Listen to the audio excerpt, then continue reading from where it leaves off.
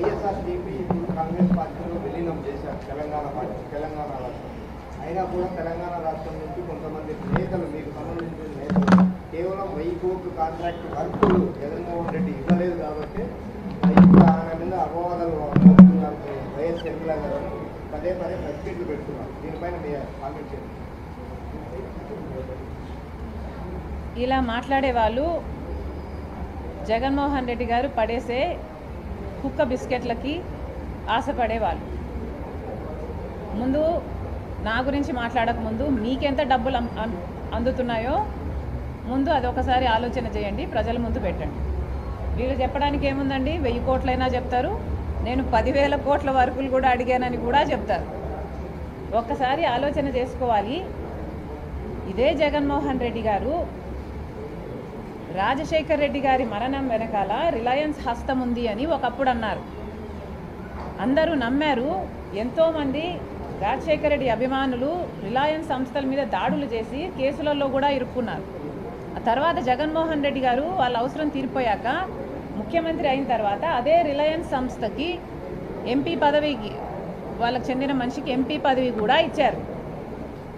మరి మీరా అండి మాట్లాడేది? ఇదే జగన్మోహన్ రెడ్డి గారు వివేకానంద రెడ్డి గారి హత్య వెనక చంద్రబాబు గారి హస్తం ఉంది అని సిబిఐ ఎంక్వైరీ కోరిన మాట వాస్తవం కాదా? జగన్మోహన్ రెడ్డి గారు ముఖ్యమంత్రి అయిన తర్వాత సిబిఐ ఎంక్వైరీ వద్దు అన్న మాట కూడా వాస్తవం కాదా?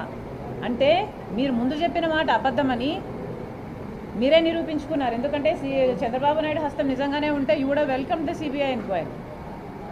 ఇదే జగన్మోహన్ రెడ్డి గారు రాజశేఖర్ రెడ్డి గారి పేరుని ఛార్జ్ షీట్లో కాంగ్రెస్ పార్టీ చేర్చింది అని పదే చెప్పుకుంటూ వచ్చారు. ఈ రోజుకి కూడా చెప్తున్నారు. కానీ వాస్తవం ఏమిటంటే కనీసం సిబిఐ రాజశేఖర రెడ్డి గారి పేరు ఎఫ్ఐఆర్లో కూడా చేర్చకపోతే జగన్మోహన్ రెడ్డి గారికి సంబంధించిన సుధాకర్ రెడ్డి, పొనవోలు సుధాకర్ రెడ్డి అనే మనిషి 3 కోట్ల చుట్టూ తిరిగి రాజశేఖర రెడ్డి గారి పేరు లేకపోతే ఈ కేసులో జగన్మోహన్ రెడ్డి గారు ఈ కేసులో నుంచి బయటపడడం అసాధ్యము అని రాజశేఖర రెడ్డి గారి పేరు ఉండేటట్టు ఆయన కోట్లు చుట్టూ తిరిగి చేస్తే ఇదే పొనవోలు సుధాకర్ రెడ్డి గారికి జగన్మోహన్ రెడ్డి గారు ముఖ్యమంత్రి అయిన 6 రోజుల్లోనే additional advocate general పదవినిచ్చాడు.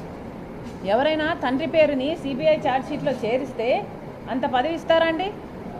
Jaganmohan Reddy గారు చెప్పారు కాబట్టే, ఆయన చేశారు కాబట్టే ఈయన పదవి ఇవ్వడం జరిగింది. ఎంత దారుణం కాకపోతే కన్న తండ్రి పేరునే సిబిఐ ఛార్జ్షీట్లో పెట్టేటట్టు చేస్తారు జగన్మోహన్ రెడ్డి గారు. ఇది నీచమైన రాజకీయాలు కాకపోతే ఏమిటి?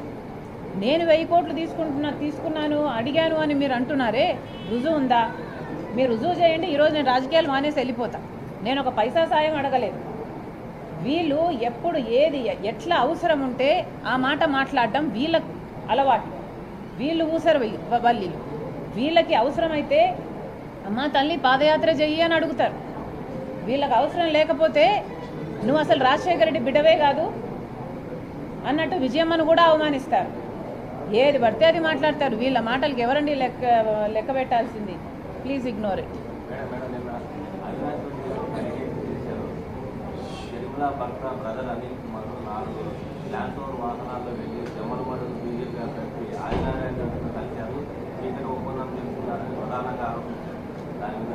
అవినాష్ రెడ్డి నా భర్త ల్యాండ్ క్రూజర్లో వెళ్ళి జమల్ మడుగు బీజేపీ లీడర్ని కలిశాడని ఆరోపణ చేశాడు అవినాష్ రెడ్డి గారు. అవినాష్ రెడ్డి గారి లాగా మధ్యరాత్రి గొడ్డలి రాజకీయాలు చేయడము మాకు తెలియదు. అనిల్ గారు, మీరు చెప్పే ఈ లీడర్ని ఆయన ఇంటికి వెళ్ళి కలవడం కాదు కదా, కనీసం ఇంకొకరి ఇంట్లో కూడా కలవలేదు. వీళ్ళు రుజువు చేయలేదు. ఓకే అమ్మా.